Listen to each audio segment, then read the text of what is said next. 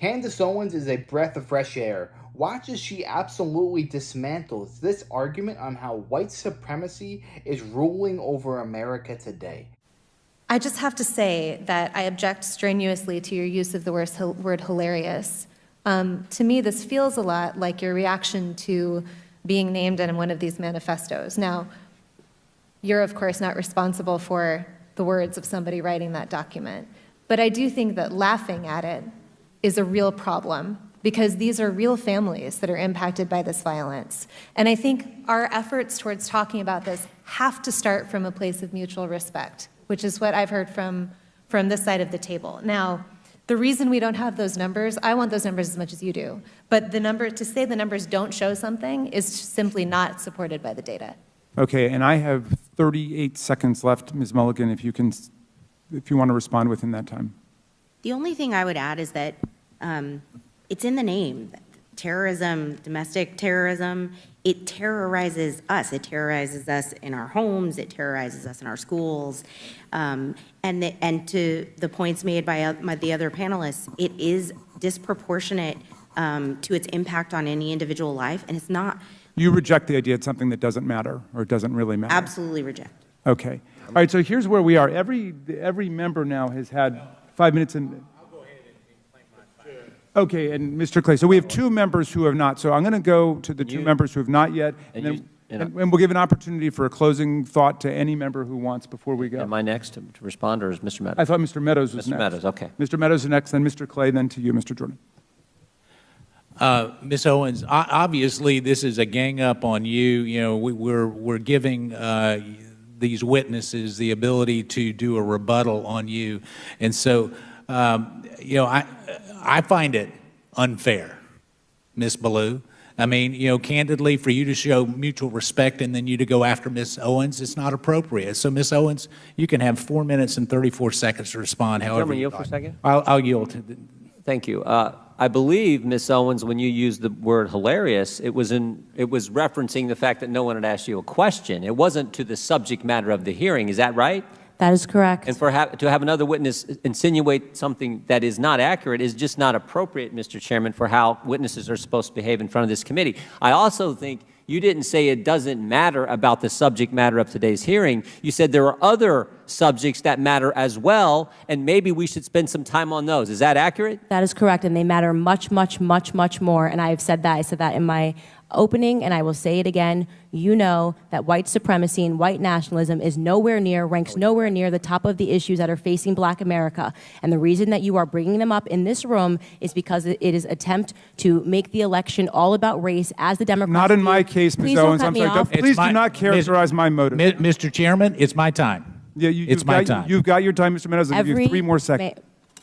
Every 4 years, you bring up race, and you knew exactly what I meant when I said hilarious, and you just tried to do live what the media does all the time to Republicans, to our president, and to conservatives, which you tried to manipulate what I said to fit your narrative, okay? I was not referring to the subject matter that is hilarious. I said it's hilarious that we are sitting in this room today, and I've got 2 doctors and a missus, and nobody can give us real numbers that we can respond to so we can assess how big of a threat this is, because you know that it is not as big of a threat as you are trying to make it out to be so that you can manipulate. And the audacity of you to bring up the Christchurch shooting manifesto and make it seem as if I laughed at people that were slaughtered by a homicidal maniac is, in my opinion, absolutely despicable. And I think that we should be above that.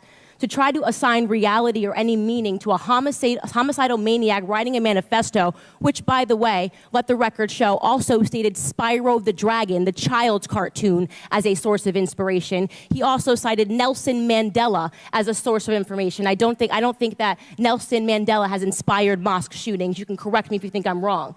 You would rather assign meaning to a homicidal maniac than to actually address the things that I said today that are actually harming Black America. Number 1, father absence. Number 2, the education system and the illiteracy rate. Illegal immigration ranks high, abortion ranks high, white supremacy and white nationalism, if I had to make a list again of 100 things, would not be on it. This hearing, in my opinion, is a farce, and it is ironic that you're sitting here and you're having 3 Caucasian people testify and tell you what their expertise are. Do I know what my expertise are?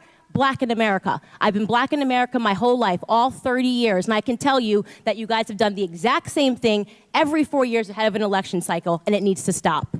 When Candace Owens opens her mouth, it's almost like she's reading off of a script. She is incredibly articulate in what she's able to say, and she completely dismantles all of these BS attempts for basically making excuses, saying you aren't where you want to be because of white supremacy and how whites have such an upper hand in society today. I really do think that it comes down to a internal problem. You need to pin your failures on somebody else. If we lived in a society where everyone said, you know what, I failed, I can do better, and I will do better next time, we would live in a society that works harder to achieve more in life, rather than every time you fail, you try and pin it off onto somebody else, saying you aren't where you want to be because of him or her or somebody else. I mean, for goodness sakes, we have had a black president not once, but twice. I don't want to hear any argument saying that you can't be what you want to be in life because of somebody else. I really do believe if you live in America, you can do anything. As long as you have that vision in your head and you work hard tirelessly and you don't let anybody stop you, there's nothing that can stand in your way. He who says he can and he who says he cannot are often both right. Don't you find it ironic that a bunch of white Americans are coming on here and saying all the problems that black Americans must be facing?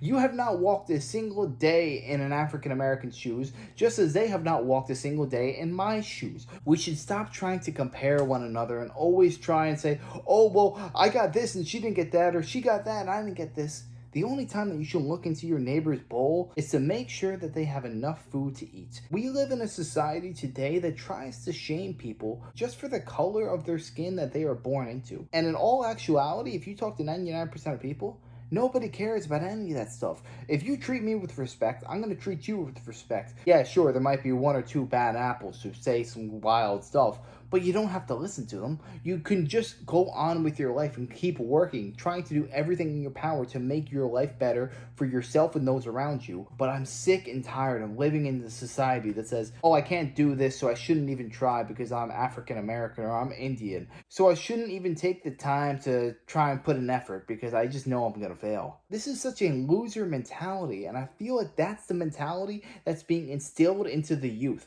They think that they can't do certain things because they were born a certain way. I'm telling you right now, that's nonsense. If somebody else in life is doing a certain thing, then I believe that you have the power to do that same very thing as long as you have that same drive, determination, and you do not stop until you succeed.